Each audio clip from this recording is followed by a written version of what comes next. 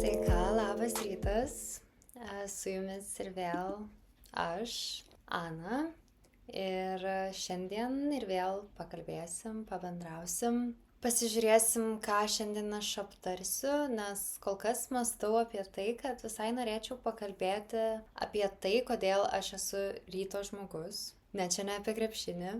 Aš nežinau kodėl, bet pastaruoju metu vis labiau pastebiu, kad tampu ryto žmogumi. Man labai svarbios yra mano ryto rutinos ir jos beveik visada kartojasi. Tai šiandien aptarsime, ką aš veikiu rytais, beveik kiekvieną rytą.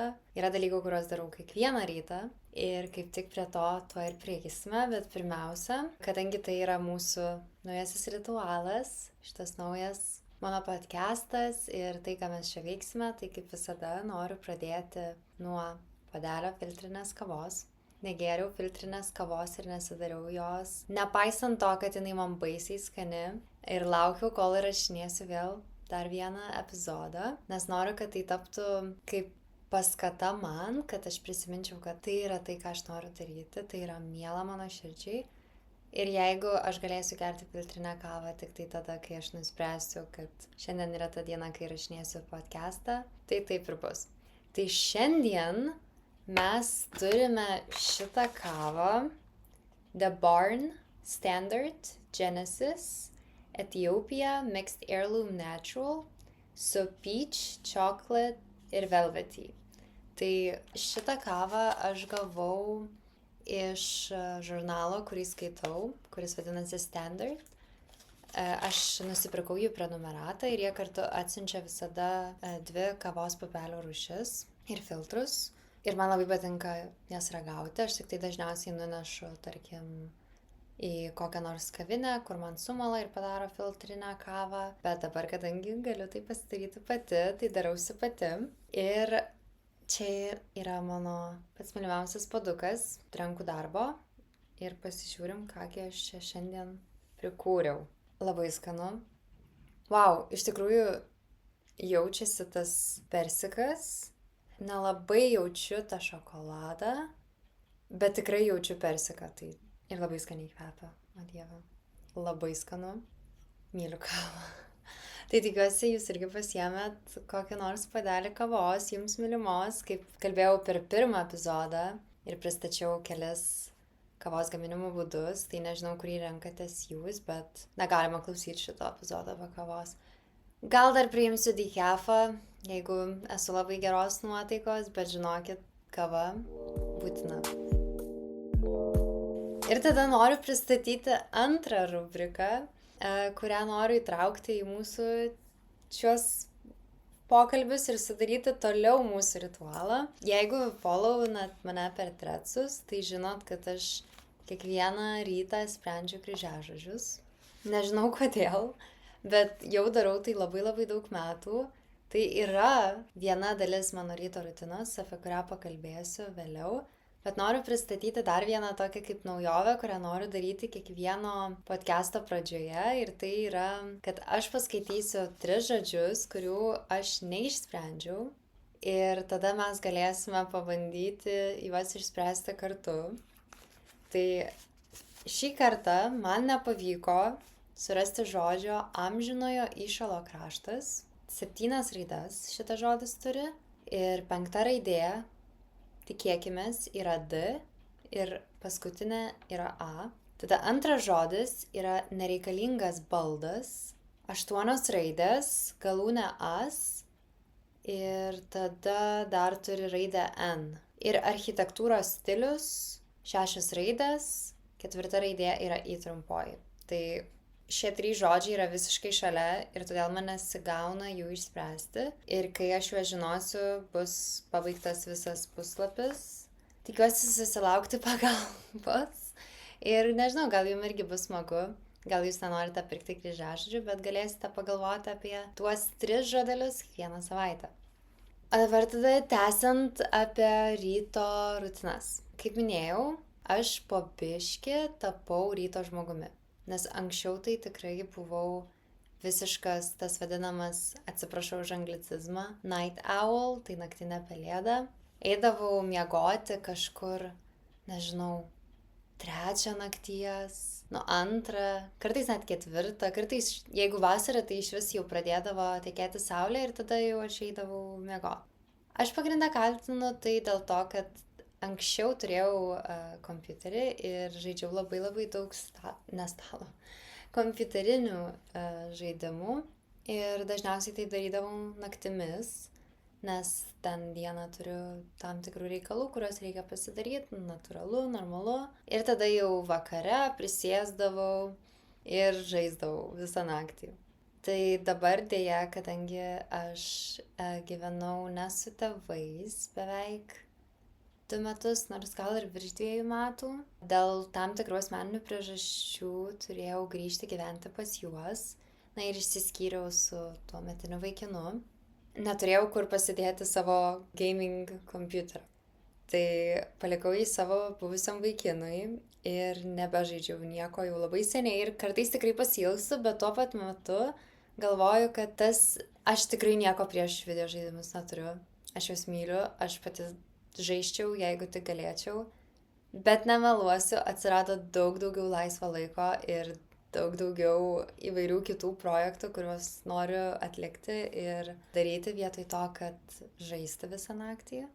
Ir pasitaisė mano miego režimas, tai čia pliusai, yra ir minusų aišku, nes kaip minėjau, tikrai pasiilgau.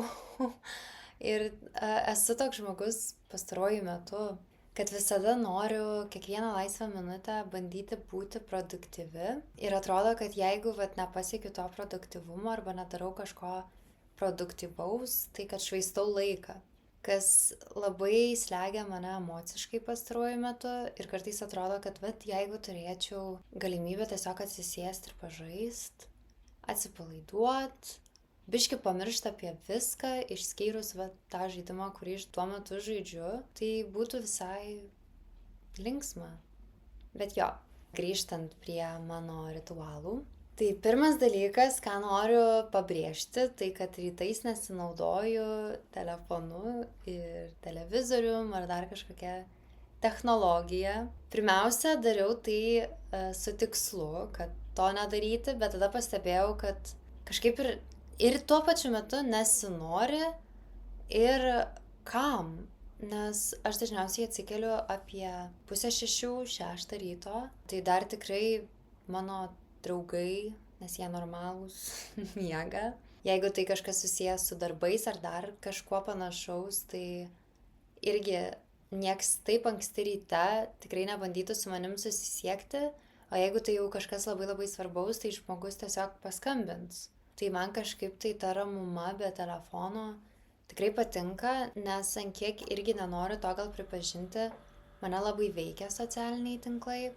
Kartais, aišku, teigiamai, tikrai pasisemiu visai neblogų ir kūrybinių idėjų ir panašiai, bet dažniausiai tai pasąmoniai lyginu save su kitais, arba ten irgi būna kokios nors irgi jų ryto rutinos, tarkim, ir jie ten kalba, kad aš nenaudoju telefono rytais ir tu sėdi rytas telefoną ir galvoji, tai jau šitą padariau blogai, tai visą dieną nusirašo.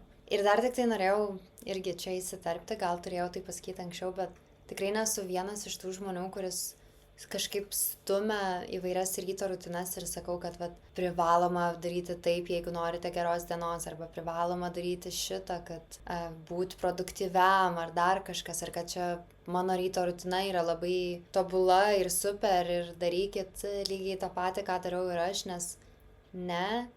Aš tiesiog noriu papasakot kaip ir savo tokią mini istoriją perėjimo nuo naktinės pelėdos iki rytinio žmogaus ir kodėl man pradėjo tai patikti ir ką aš pastebėjau, ką aš mėgstu veikti rytais.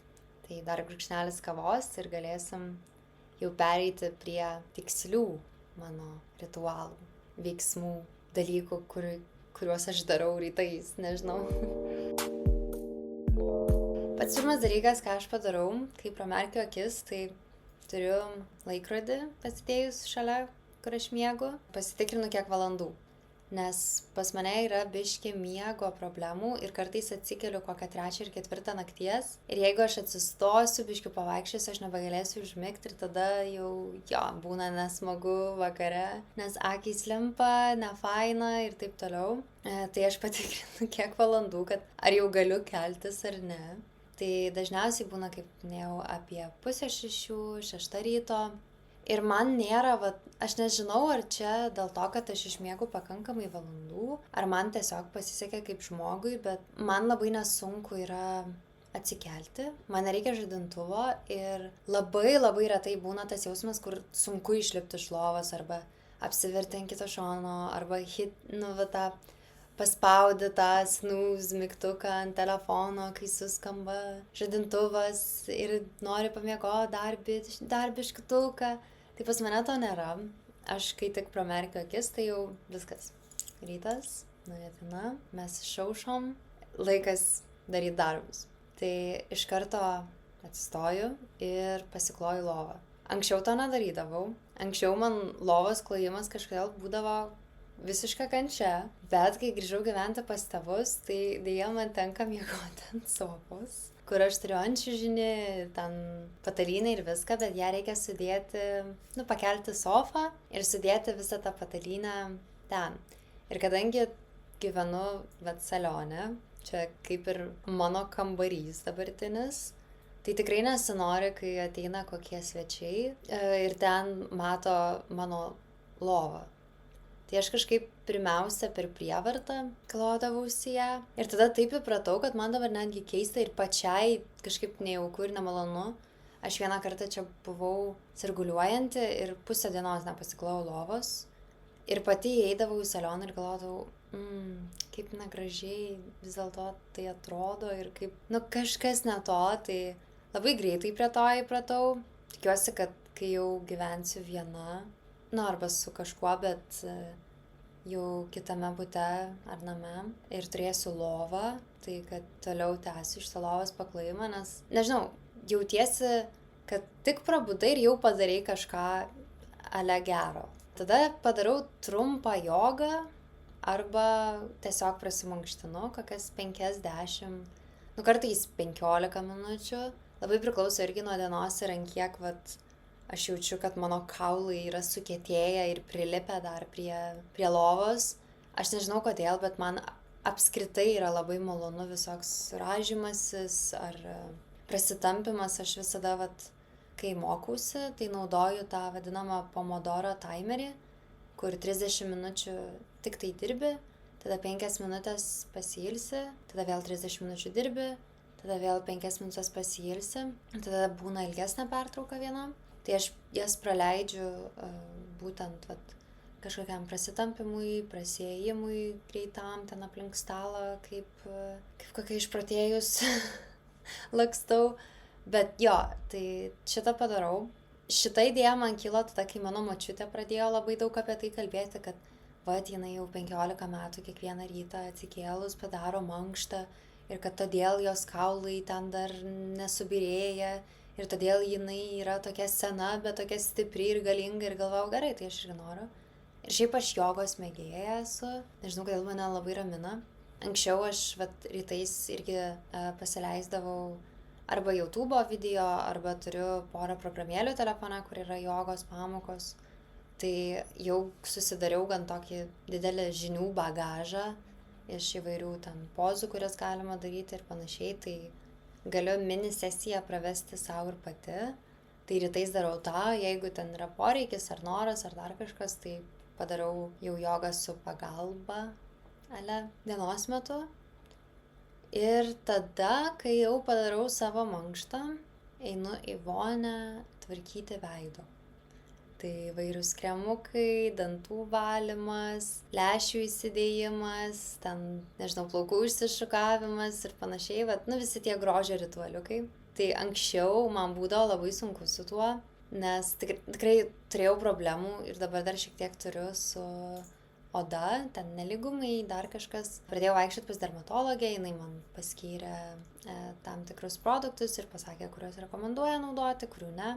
Bet man visą laiką būdavo sunku priprast prie tos rutinos ir aš praleisdavau ten porą dienų į savaitę darimo to kremukų visokio tepimosi. Tada vakarais iš vis nekalbu, tikrai dažnai būdavo praleisdavau, bet kažkaip pastebėjau, kad pastaruosius maždaug 6 mėnesius iš tikrųjų nepraleidau nė karto. Nu gerai, gal tam pasitaikė koks vienas kitas, nemeluosiu. Bet šiaip nepraleidžiu to odos tvarkymo ritualo, I guess, jeigu galima tai pavadinti. Tai labai smagu, nes iš tikrųjų dabar jau matau to gerasias pasiekmes, nes veidas tikrai tvarkosi ir gražėja, tikiuosi. Ir tikrai jaučiuosi daug maloniau savo kūne ir oda tokia švelnesnė. Tai iš tikrųjų man atrodo net nesvarbu, ne ant tiek svarbu, kokius produktus tu naudoji. Ten ar jie labai brangus ar ne, bet svarbiausia yra ta rutina ir daryti tai kiekvieną dieną ir tai pažiūrėti rimtai ir tada matysis, kad iš tikrųjų vyksta kažkoks progresas. Tada nueinu į virtuvę ir salioną ir biškį apsitvarkau. Tai jau lova paklota, bet ten, nežinau, gal reikia dulkes kažkur pravalyti, gal stalą reikia pravalyti. Aš labai mėgstu žurnalus ir turiu kavos tokį kaip staliuką salione, bet man labai negražu, kai būna visas dulkėtas ten, nes jis stiklinio paviršiaus. Tai man labai reikalinga ta estetika, kad jeigu jau tokie gražūs žurnalai ant jo guli, tai jie turi gulėti ant gražaus stalo. Tai jeigu ką, aš jį ten šiek tiek pravalau, kraustau ar išimu, nežinau kaip taisyklingiau sakyti. Indaplovę, pasižiūriu ten, jeigu kriaukliai yra indai kažkokie, praplaunu, viską sudėlioju ir tada jau sėduosi paskaityti savo žurnalų. Arba jeigu yra kažkaip noro ilgiau paskaityti, tai tada pasiemu knygą. Dar šiuo metu, kadangi rašau bakalauro darbą, kartais pasiemu, turiu atsispausdinus ir tiek, kiek parašiau bakalauro ir savo kursinį darbą, kurį rašiau praeitą semestrą. Tai pasiskaitau juos atspausdintus ir jeigu ką ten pasižymiu, kokias klaidas ar panašiai, nes iš tikrųjų mano smegenys, man atrodo, veikia visiškai kitaip rytais negu vakarais. Vakarais aš niekaip negaliu susikaupti arba kartais atrodo skaitau ir net nesuvokiu, ką tik perskaičiau. O rytais kažkaip tai aš pastebėjau, man gimsta daugiausiai idėjų, kuo galima būtų papildyti, ką galima būtų pataisyti ir panašiai. Tai jo, standartas yra žurnalas, nes ten tie straipsniukai tikrai yra trumpi. Jeigu labai ilgai nenoriu sėdėti ir skaityti ryte, jeigu kažkur turėsiu ten nueiti ar dar kažkas. Tada, jeigu noriu ilgiau, tai pasiemu knygą, nors dažniausiai skaitau vakarais arba bakalauro darbą. Tada papusryčiauju. Anksčiau labai vengdavau pusryčių ir nenorėdavau jų valgyti, bet dabar supratau jų svarbą ir tai iš tikrųjų tapo mano mylimiausia dienos valgymo dalis. Aš visus savo tokius kaip mini receptukus, ką noriu suvalgyti, ten tarkim, nežinau, saldus omletas. Aš pavyzdžiui omletą darausi su pusę banano ir cinamonu ir kiaušiniu, kad gautųsi toks kaip saldus omletas ir man labai skanu, bet aš kartais pamirštu, nes rytais dar būnu biškį išsiblaškiusi iki kavos puodelio, bet kavos negalima gerti ant tuščio skrandžio, nors aš kartais tą darau. Bet jo, aš išsirašau ant sticky notes'ų tokį kaip mini receptuką ir juos kaupiu. Nežinau kodėl, gal kažkam bus, kad nors įdomu, jeigu jūs norite labai gerų bombinių tokių sumuštekų kombinacijų, tai kreipkitės, nes aš tikrai jau prikaupus jų nemažai. Ir jo, aš susirašau tokias kaip mini instrukcijas ir ingredientus, arba jeigu tam, pavyzdžiui, dieną prieš tai aš galvoju, žiauriai noriu avižinės košės, bet neapsisprendžiu, ar noriu ten, tarkim, su cinamonu ar su kardamonu, o gal šiandien įdėti ir tą, ar tą, gal aguonas pabandyti. Tai dar susirašau variantus, kurie yra ir tada jau renkuosi ryte. Nežinau, mano santykis su virtuvės, su gaminimu ir panašiai yra tikrai keistas, bet sakau, visus tos sticky notes'us esu sukaupusi. Nebent labai nepatiko, tada iš karto išmetu. Ir pas mane labai dažnai kartojasi tie patys, bet papusryčiauju. Man tai irgi kaip ritualas, mano pusryčiai gali trukti netgi valandą laiko. aš labai lėtai valgau, dar lėčiau gaminu, nes labai kruopščiai stengiuosi viską padaryti, savo pačiai, kad būtų gražu, estetiška ir skanu. Ir visada labai mėgstu, jeigu mano mama dar būna namie, tai arba nubėgu jos kambarį, kol jinai dažosi, parodyti ją ir pasakyti, va, žiūrėk, kaip gražiai pasidariau. Arba jeigu jinai jau būna išvažiavusi, tai atsiunčiu nuotrauką jai. Tada jau, kai papusryčiauju, ateina mano mylimiausia dalis, tai yra kava ir kryžiažodis. Šitai jau darau, daug metų. Nežinau kodėl, iš kur tai kilo. Man atrodo, ką tik prisiminiau, kur prasidėjo visa tai. Va tas, kad kiekvieną dieną tai važiavom su drauge į Trakus traukiniu ir mano telefonas turėjo labai jau mažai procentų baterijos ir neturėjau jokio laido. Mes jau beveik vėlavom į traukinį ir aš galvojau, ką reikės veikti, nes mano draugė minėjo, kad gal pamiegos, ten dar kažką ir galvojau, gerai, reikia kažką sugalvoti.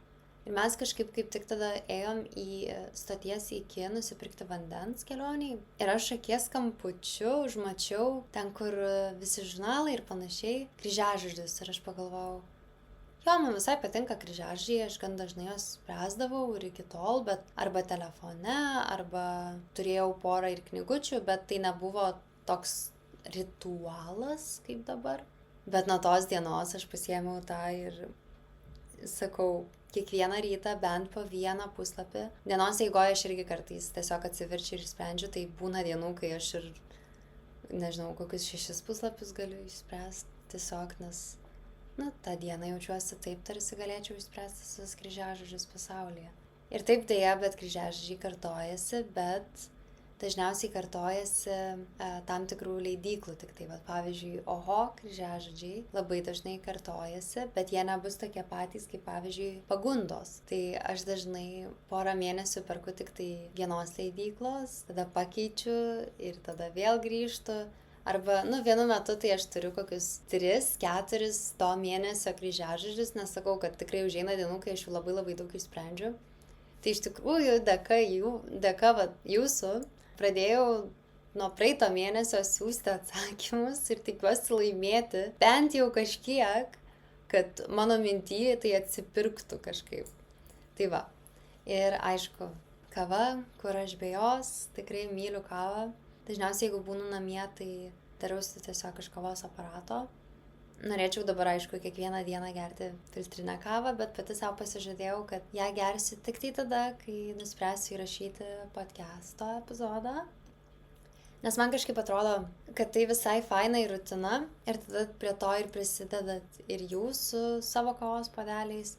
Ir tai tampa dar labiau ypatinga, nes man tas pats ir su mačia yra, man labai patinka pats gamybos procesas, tas visas pasirengimas ją paruošti, kiek laiko užtrunka, tas kruopštumas ir panašiai, tai aš labai panašiai jaučiuosi su filtrine kava, kad tai irgi reikalauja daugiau darbo, negu tiesiog paspausti kažkokį mygtuką ant aparato, kad tau subėgtų espresas, tai yra daug daugiau ir nežinau kodėl, bet aš tai labai myliu ir man visada būna labai smagu tai daryti. Tai dabar filtrinė kava ir tikiuosi taps būtent šito podcast'o tokia dalimi ir skatins mane toliau judėti, nes nemeluosiu, vis dar biškį baisoka, tikrai noro yra, bet atrodo, kad tiesiog, kad galėčiau gal geriau kai kuriuos dalykus kalbėti ir sakyti, arba gal, kad mano temos sugalvotos nėra tokios įdomios, bet tikrai stengsiuos tobulėti, kaip ir tobulėja mano filtrinės kavos gamyba, tai čia toks zuikiai vienu šūviu, turbūt.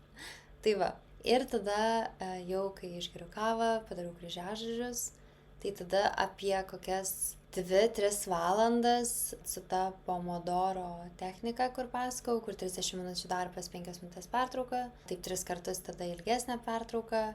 Darau įvairius universiteto darbus arba kitus darbus susijusius su labiau tai, kas atneša man finansus, o ne tiesiog pramogą.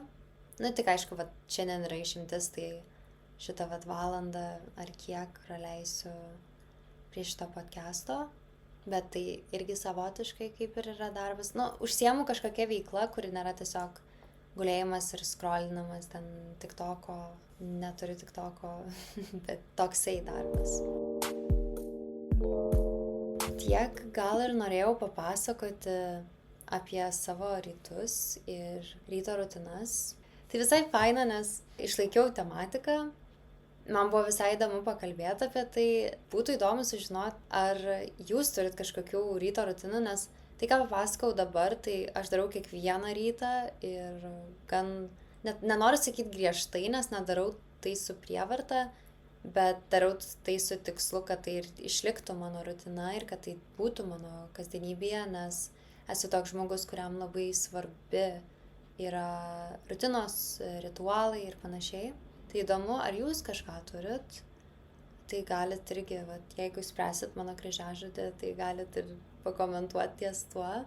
Ir jo, kitam epizodui irgi jau turiu keletas minčių, apie ką norėčiau pakalbėti. Ir visai taip su jauduliuku jau laukiu kitos savaitės, kai vėl galėsiu įrašinėti, nes ir vėl buvo be galo smagu.